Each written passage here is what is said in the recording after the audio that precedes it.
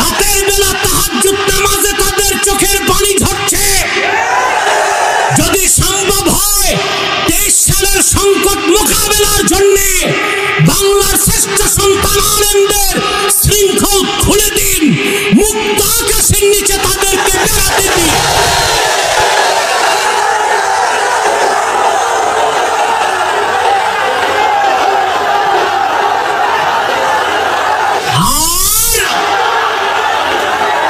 বাংলাদেশে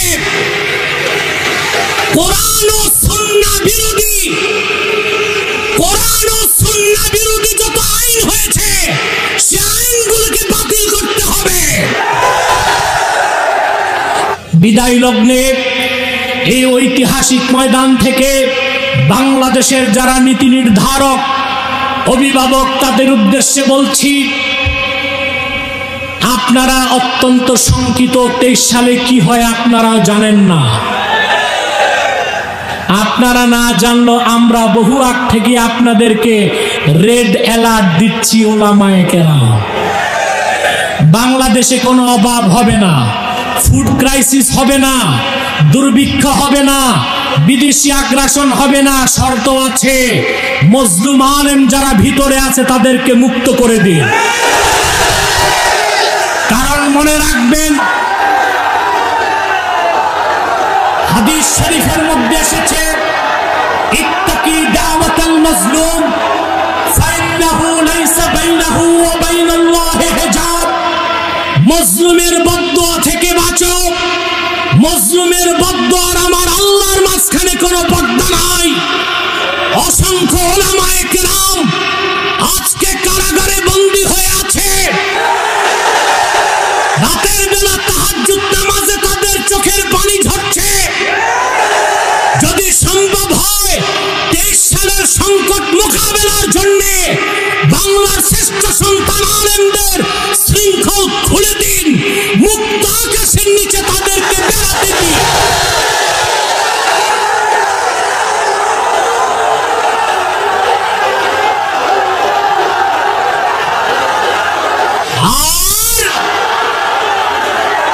বাংলাদেশে কোরআন ও সুন্নাহ বিরোধী যত আইন হয়েছে সে আইনগুলোকে বাতিল করতে হবে। আর আপনারা সিদ্ধান্ত নিয়েছেন, বসেন, আপনারা সিদ্ধান্ত নিয়েছেন 23 সাল থেকে নবম দশম শ্রেণীতে ইসলাম শিক্ষার পরীক্ষা হবে না।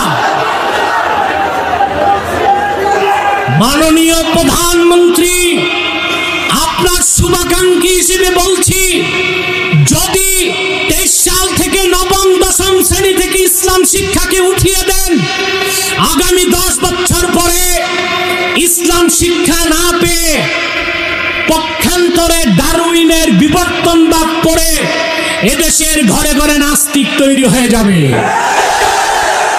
আপনার করা মডেল মসজিদে নামাজ পড়ার মুসল্লি পাবেন না, মাদ্রাসায় ছাত্র খুঁজে পাবেন না, পীরের খানকায় কোনো মুরিদ থাকবে না।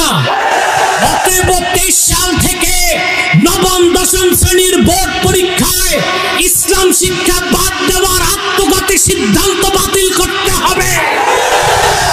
বরং নবম দশম শ্রেণী নয়, মাস্টার্স পর্যন্ত ইসলাম শিক্ষা বাধ্যতামূলক করতে হবে। যদি